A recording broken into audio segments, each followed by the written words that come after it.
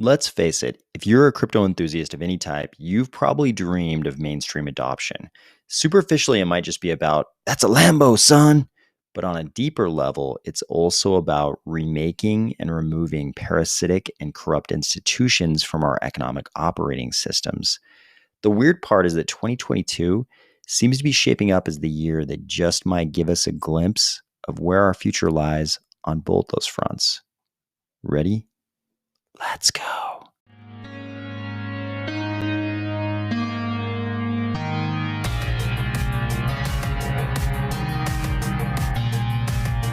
Today, we're going to discuss YouTube and what could be pretty elaborate plans for both NFTs and the Metaverse, corporate America hiring like crazy for crypto skills, 7.5% CPI inflation, Hester Peirce on the accredited investor definition and what that could mean for crypto, Cardano Stack Exchange graduating from beta, and Cardano on Ledger Live getting catalyst funds. We've all been looking forward to mainstream crypto adoption for years, but I think we all also knew that when the mainstream latches onto crypto, so will corporate America, and that could have some very lame ramifications. Here in this article from Reuters, they tell us YouTube floats ideas of verifying NFTs and watching games in Metaverse. So this could be as bad as it sounds. They say last month, YouTube said it was exploring what proponents call Web3. Web3, corporate America and Web3. This has train wreck written all over it. Reuters was reporting on this YouTube blog post from just today, and the post is pretty much what you think it's going to be. YouTube says things like Web3 also opens up new opportunities for creators. We believe new technologies like blockchain and NFTs can allow creators to build deeper relationships with their fans. Together, they'll be able to collaborate on new projects and make money in ways not previously possible. For example, giving a verifiable way for fans to own unique videos, photos, art, and even experiences from their favorite creators could be a compelling prospect. Are you guys thinking what I'm thinking? Get ready for an avalanche of crypto YouTubers trying to sell you NFTs on YouTube of them doing their favorite thumbnail look, which is, I'm so shocked by these Fibonaccios. These are the most life-altering Fibonaccios ever. Looks like YouTube also couldn't stay away from the whole Metaverse thing. And they weren't shy about letting us know they're just kind of jumping on the bandwagon here. They say, finally, we couldn't have a piece about innovation without touching on the Metaverse. Certainly, you can't innovate anything without it being about the Metaverse. We're thinking big about how to make viewing more immersive. The first area in which you can expect to see an impact is gaming, where we'll work to bring more interactions to games and make them feel more alive. It's still early days, but we're excited. I don't know what this is going to be, but it sounds like I've seen people interpreting this as they're going to try to put people who like to watch gaming videos in something that's probably going to end up being a little bit like our Cardano Summit last year, where you are in some kind of an immersive 3D world and you're watching a non-immersive 2D screen. That's what I'm guessing this could be. Alphabet, Google, and YouTube are just one slice of corporate America. Pretty big one, but still just one slice. Look at this list of companies hiring for crypto jobs. It's everybody: NFL, Nike, Hulu, Google, Fidelity, PayPal, Disney, Microsoft, JP Morgan, MasterCard, State Street, Goldman Sachs, Bank of America. I think there could be some good things. If it's this many companies, I mean, there's going to be some good things we're going to like coming out of all this, but there's also going to be a tidal wave of really lame stuff that's sort of wearing the mantle of crypto and blockchain. It'll be dressed in the robes of blockchain and crypto, but a lot of it's probably going to be stuff that we won't really identify with. Mainstream adoption is looking more and more inevitable as the script of reality seems to be very consistent with the crypto narrative that we've held all these years.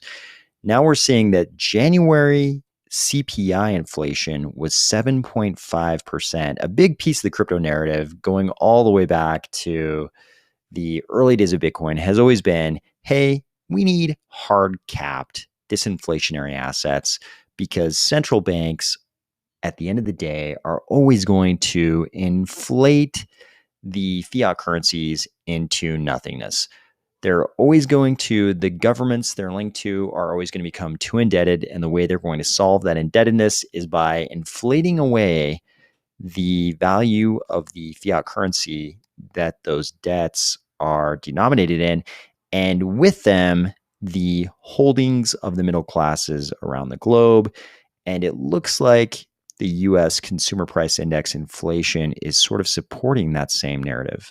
As holding the fiat USD currency has become less and less attractive versus the prospects of holding cryptocurrencies, we've seen massively ramped up anti-crypto rhetoric from key regulators. But we do have some allies, like SEC Commissioner Hester Peirce. Here she talks about one of the scariest possibilities in crypto regulation. And she's not like directly addressing crypto here, but this has some serious impact for crypto. So we've always had this thing in crypto that anybody with a crypto wallet, as a practical matter, can invest in a very wide range of crypto projects. In the normal securities world, you have to be an accredited investor to invest in, the vast majority of scenarios with early stage projects. In crypto, we invest in early stage projects all the time. You pretty much just need a crypto wallet. But that's not the way the regulations actually work for the rest of the securities world. In the rest of the securities world, you can only do that if you meet certain wealth and income thresholds, which we call the accredited investor standard. Here, Hester Peirce makes the argument that a lot of people have made for a long time, and that's that it doesn't make sense to say that only very wealthy and high income earning people are sophisticated enough to be trusted to invest their own money. She says it's high time we get rid of these criteria.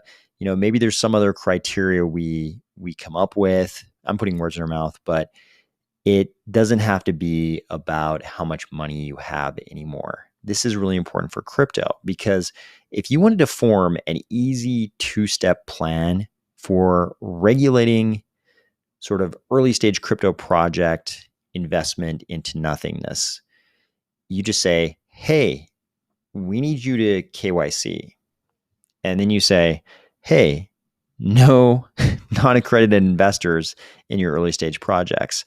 And then the vast majority of the investment in early stage crypto projects is going to dry up, and it's going to be business as usual, where only the accredited investors and institutions like VCs get to invest in those kinds of projects. I'm glad we have some allies like Hester Peirce who are fighting to change this. Check out this news. The Cardano Stack Exchange has graduated from beta. No longer can people say you don't even have a stack exchange. Cardano pretty much we need more of anything to help our budding Cardano developers.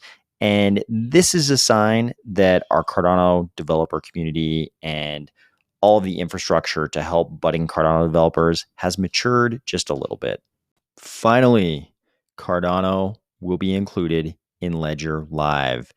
We gave them the money. We gave Ledger, the company, the money to integrate Cardano into Ledger Live. So no longer will we have newcomers to Cardano who also have ledgers asking questions like, are you guys not legit? How come you're not in Ledger Live? How come there's no Ledger Live for Cardano? That's all going to end now. I hope you are getting ready for a fantastic weekend, and I'll talk to you soon.